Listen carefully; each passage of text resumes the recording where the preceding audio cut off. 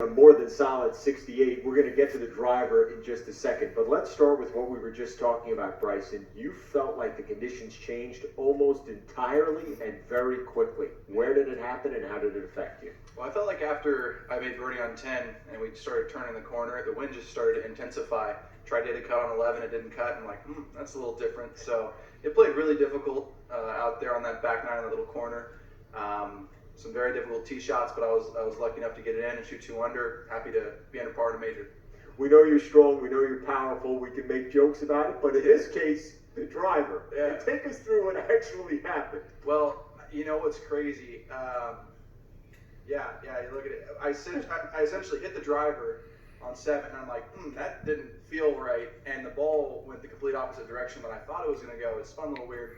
I went to bend over, and it just broke. And that's one of those things where I've hit that driver shaft so many times for so long, and that thing has performed unbelievable for me for a long time. What's amazing? Take a look at those numbers, just to say, not to break your train of thought, but look at the before and after there. Look at that. Yeah.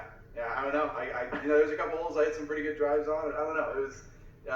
And that's a testament to LAGP and their golf shaft, the consistency of their shafts, being able to put one back in play and just perform like normal. Your awareness of a rule change that happened recently, and this can be some tricky terrain here. So what was the thought process of, wait a second, this just happened, what do I do next? Yeah, I mean, if you're doing it out of anger, that's one thing, which I did not at all. I executed a shot, and I just went over to bend up, pick the tee, and it just happened to break. And that's one of those things that I don't really know what to say. I don't know how to explain it, but I do know that their product is unbelievable for me. I've used that shaft for almost over a year now. That same exact shaft. I've hit all my drives with it and never ever had an issue. And look, it's material. It's eventually gonna go at some point in time. I'm lucky enough to have unbelievable backup shafts.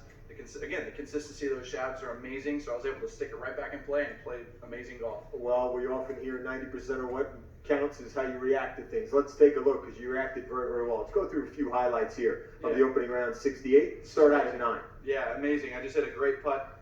Started on my line. I just saw the thing tracking right towards the hole. Nice to make birdie on that long par 4. Here's where you really had it rolling. I mean, out at 32, now second.